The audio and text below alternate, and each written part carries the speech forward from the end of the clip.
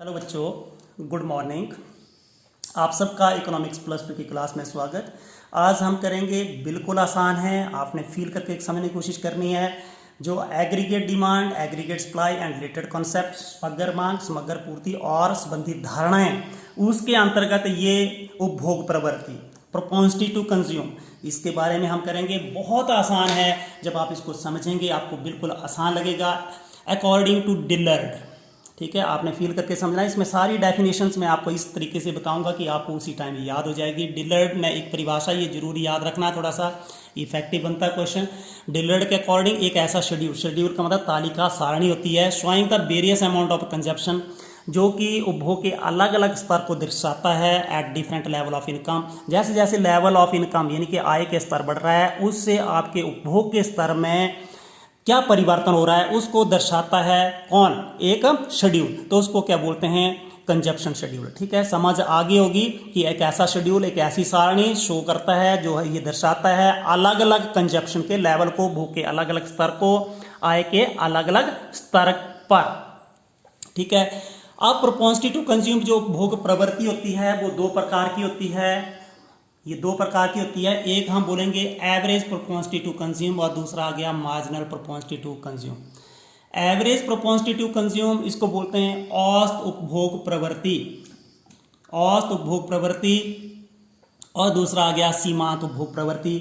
इनको जैसे हम डिफाइन करेंगे, जैसे हम थोड़ा सा इसका फॉर्मूला देखेंगे, आपको समझ आ जाएगी, आपको फील आ जाएगी कि हमने इस क्वेश्चन को कैसे लिखना। देखिए, सबसे पहले हमने देखे एपीसी सी ओवर वाई कर दिया, MPC delta C over delta Y, ये दोनों हमने अलग अलग डिस्कस करने हैं, अभी आपको इसकी जरूरत नहीं है, अभी मैं बताने जा रहा हूँ। यहाँ पे देखिए औसत उपभोग प्रवृत्ति, इसको हम पहला जो इसका पार्ट है जो प्रोपोंसिटी टू कंज्यूम, उपभोग प्रवृत्ति दो प्रकार की होती है, मैंने आपको बताया, औसत उपभोग प्रवृत्ति और सीमांत उपभोग प्रवृत्ति। ठीक है, अब हम कर रहे हैं औसत।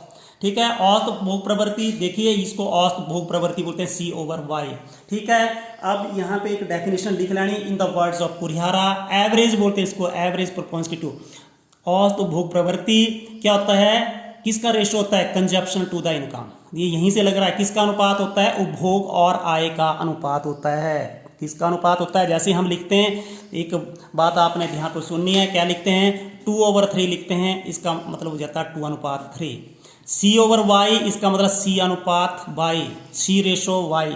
ठीक है, आय और ये अपने उपभोग और आय का अनुपात होता है। बस सीधी डेफिनेशन पहली बन गई अकॉर्डिंग टू कुरिहारा कि average propensity to consume is the ratio, किस किस का रेशो होता है, सी ओवर वाई, उपभोग और आय का अनुपात होता है। जो एपीसी होती है वो किसके बराबर होती है, सी ओवर वाई।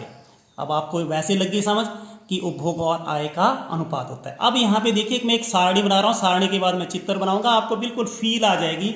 अब ये किसी राष्ट्र की आय दी है, करोड़ में दी हुई है। ठीक है, सिंपल भी ले सकते हैं क्योंकि राष्ट्र की आय 100 करोड़ नहीं होती है, बहुत ज्यादा होती है। जैसे मान लीजिए आपकी 100 करोड़ आय है और उसमें से आप 80 करोड़ रुपए खर्च कर रहे हैं। ठीक है, आपकी आय का स्तर कितना है, 100 करोड़ रुपए है और आप उसमें से 80 करोड़ रुपए उपभोग कर रहे हैं। अब एपीसी निकालेंगे तो कैसे निकल जाएगा, C over by, C over by cut गया, कितना हो गया, 0.8। इसका मतलब क्या कि एक में से आप 80 रुपए, 1 रुपए में से आप 80 रुपए क्या कर रहे हो, आप उपभोग कर रहे हैं, या हम बोलेंगे 80%, 100 में से 80 रुपए आप क्या कर रहे हैं, उपभोग के ऊपर खर्च कर रहे हैं, उपभोग कर रहे हैं आप वस्तुओं और सेवाओं के ऊपर। समझ आ गई होगी।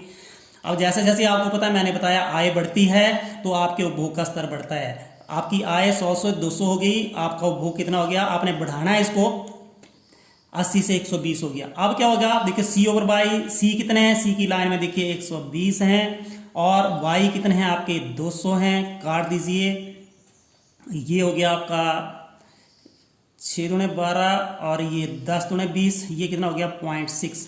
अब देखिए जैसे जैसे आय बढ़ी तो आपने क्या कर दिया, कितना उपभोग कर रहे हैं आप, 0.6, 1 रुपए में से 60 पैसे, यानी कि 100 रुपए में से 60%, 60 रुपए। ठीक है, यानी कि 60% क्या कर रहे हैं आप, अपनी आय का क्या कर रहे हैं, उपभोग कर रहे हैं। आपको समझ आ गई होगी कि औसत उपभोग प्रवृत्ति उपभोग और आय का अनुपात होता है, it is the ratio of consumption to the income. समझ आ गई होगी। अब इसका मैं डायग्राम बनाने जा रहा हूं, बहुत आसान है। आपने एक्स एक्सिस के लॉन्ग जैसा आपको दिखाई दे रहा होगा, थोड़ा सा मैंने तैयारी पहले करके रखी होती है, ताकि आपका थोड़े जैसे वीडियो लेक्चर्स के अंदर आपको ज़्यादा कंसेप्ट मिल जाए। जैसे ये मैं बनाना शुरू करता हूँ यहाँ पे, तो मोस्ट ऑफ द टाइम इसी के ऊपर बेस्ड हो जाता है। अब एक्स एक्सिस के अलॉन्ग आपने क्या कर लिया, आय को ले लिया, बाई एक्सिस के ऊपर आपने क्या ले लिया है, उपभोग को ले लिया। अब देखिए 100 आय 100, तो आपका उपभोग कितना है, यहाँ पे मैं कर रहा हूँ 80। ये पॉइंट ए हो गया आपका, ठीक है। पॉइंट अब दूसरा 200 है आपकी आय और वो उपभोग कितना है 120। ये आपको खुद याद होता जाएगा कैसे ये पॉइंट बन गया बी। इन दोनों को मिला दिया आपने, ठीक है, इस दोनों को आपने मिला दिया, ये मैं मिला रहा हूँ। अब आपने इसके सामने कैसे करना है, ध्यान को देखना है। ये 100 ये डॉटर लेके जाना है, यहाँ पे भी आपने डॉटर लेके जाना है और इसके सामने 120 के सामने भी डॉटर लेके आना है।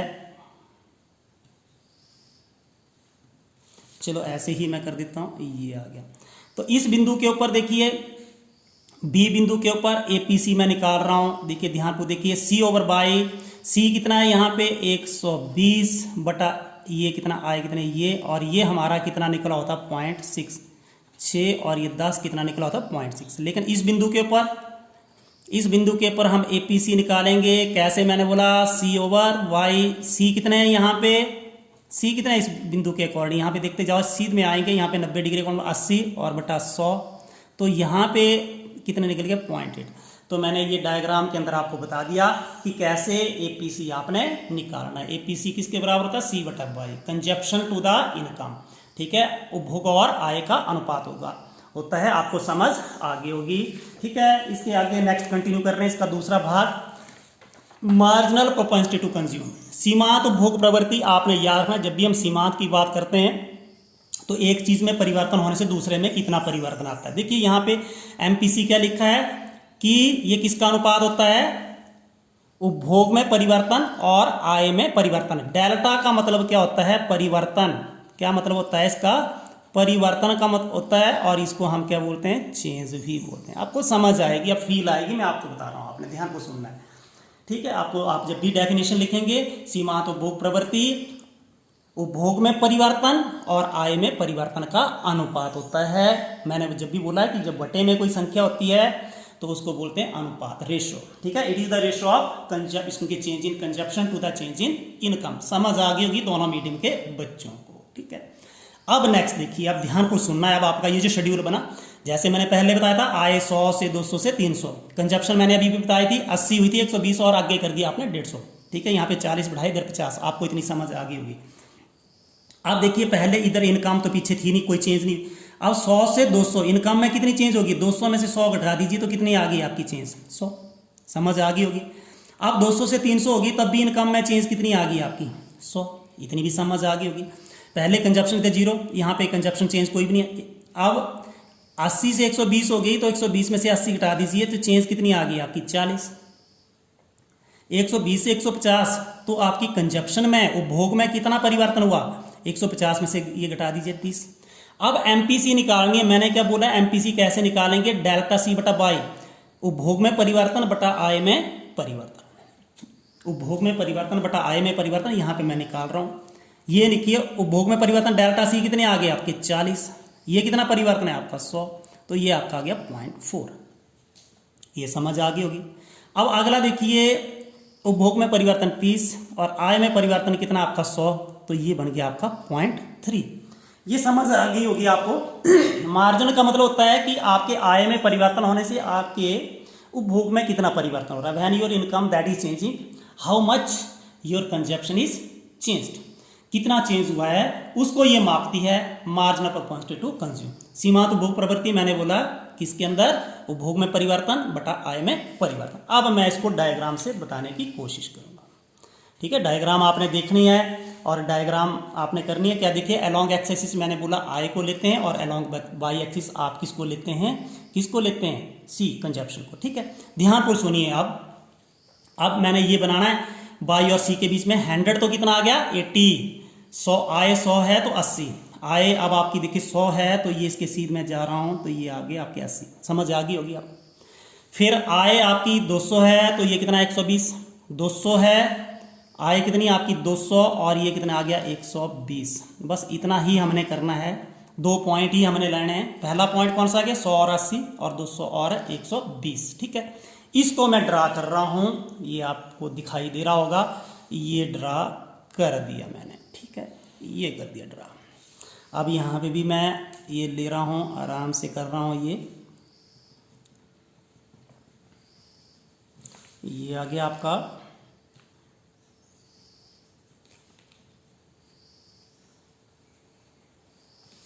ये जो आपको होता है कंजप्शन कर्व होता है। अब देखिए आपके पॉइंट एक ए बन रहा है और एक पॉइंट बी बन रहा है। ठीक है, अब ध्यान को सुनना है आपने, जब आप इसको ध्यान को सुनेंगे आपको समझ आएगी। मैंने आपको क्या बताया कि एमपीसी कितना होता है, डेल्टा सी बटा डेल्टा वाई। अब देखिए यहाँ से यहाँ तक ये किस में परिवर्तन हो रहा है, आय में परिवर्तन हो रहा है, क्योंकि यहाँ पे देखिए 200 माइनस 100, यहाँ पे कितने आएंगे, यहाँ पे लिखे डेल्टा बाई कितना आया, आय में चेंज कितनी आ गई, 200 माइनस 100 कितनी आ गई आपकी 100, कितनी आ गई 100। अब यहां से यहां तक जाइए, 80 से 120, कंजप्शन कितनी बढ़ रही है, जब आपकी आय 100 से 200 हो रही है, आपका उपभोग 80 से 120, यहां पे चेंज किस में अंदर आ रही है आपकी, डेल्टा सी में कितना परिवर्तन हो रहा है, 120 माइनस 80, 120 में से 80 घटा दी तो कितने आ गए आपके 40। ठीक है, ये भी इतनी आपको समझ आ गई होगी। अब आपने एमपीसी, इधर मैं लिख रहा हूं ऊपर देखिए, एमपी सुंदर करके लिख रहा हूं, एमपीसी किसके बराबर होती है, मैंने बोला delta C over delta Y. Delta C कितना है आपको 40 और दूसरा डेल्टा बाई कितने आपके ये, तो ये कितना निकल गया आपका 0.4, कितना निकल गया 0.4। ये पहले वाला पॉइंट मैंने आपको निकाल दिया कि जब आप ध्यान को सुनना है, आपकी आय 100 से 200 और आपकी कंजप्शन 80 से 120 हो जाती है, एमपीसी कितनी निकलती है 0.4। और इसको मैंने आपको डायग्राम की सहायता से बताया। एक बार फिर बोल रहा हूं, आपने फील करके समझना, मैं आपको 100% गारंटी दे रहा हूं, आपको समझ आएगी, इंग्लिश हिंदी दोनों को समझ आएगी। इंग्लिश दोनों मीडियम के बच्चों को एक्स एक्सिस के लॉन्ग आपने क्या ले लिया, बाई मतलब आय, और बाई एक्सिस के लॉन्ग आपने सी ले लिया। अब देखिए 100 के सामने कितने थे 80, 20 के सामने कितने थे 120, यहाँ पे आय में परिवर्तन कितना होगा 100 से 200, 100 करोड़ से 200 करोड़, तो इसका मतलब परिवर्तन कितना हो गया, 200 में से 100 घटा दीजिए, ये इतने आपका परिवर्तन आ रहा है 100 करोड़ का। कितना परिवर्तन आ रहा है, करोड़ लिखने की जरूरत नहीं, लिखना तो लिख लीजिए। और फिर उसके बाद जब भी आपकी आय 100 से 200 बढ़ी तो आपकी जो कंजप्शन थी 80 से बढ़ करके 120 हो गई। डेल्टा सी कितना हो गया, आपकी उपभोग में कितना परिवर्तन हो गया, 120 माइनस 80 कितने हो गए 40। अब मैंने आपको बताया कि एमपीसी कैसे निकालना है, कि उपभोग में परिवर्तन और आय में परिवर्तन का अनुपात है डेल्टा सी बटा डेल्टा बाई। और मेरे हिसाब से आपको समझ आ गई होगी, तो लाइक जरूर बनता है, लाइक शेयर एंड सब्सक्राइब। ठीक है, थैंक यू।